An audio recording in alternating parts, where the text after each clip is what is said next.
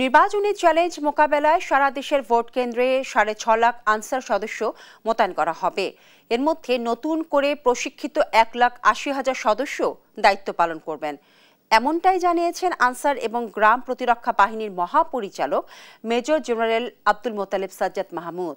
শনিবার দুপুরে গাজীপুরের আনসার একাডেমিতে আয়োজিত সাধারণ আনসার সতেজকরণ প্রশিক্ষণ ২০২৫-এর পঞ্চম ধাপের সমাপনী অনুষ্ঠানে তিনি একথা বলেন। আনসার মহাপরিচালক আরও বলেন, প্রতিটি ভোট কেন্দ্রে মোবাইল অ্যাপ্লিকেশনের মাধ্যমে আনসার সদস্যদের সঙ্গে সার্বক্ষণিক যোগাযোগ রাখা হবে। কোনো ধরনের নাশকতার চেষ্টা হলে তাৎক্ষণিক ব্যবস্থা গ্রহণ করা হবে। তিনি আনসার সদস্যদের সততা, নিষ্ঠা এবং সর্বোচ্চ ত্যাগের মাধ্যমে দায়িত্ব পালনে আহ্বান জানান।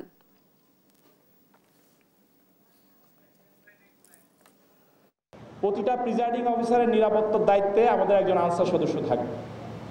এই যে 13 জন, এই 13 জনকে কিভাবে প্রশিক্ষণ দিয়ে আমরা প্রস্তুত করব যাতে পুরো ভোট কেন্দ্রের ভিতরের যে শৃঙ্খলা, ভোটারদের শৃঙ্খলা এবং যে কোনো ধরনের অনিয়ম, যে কোনো ধরনের উচ্ছৃঙ্খল আচরণ, সেগুলোকে যেন নিয়ন্ত্রণ করা যায়।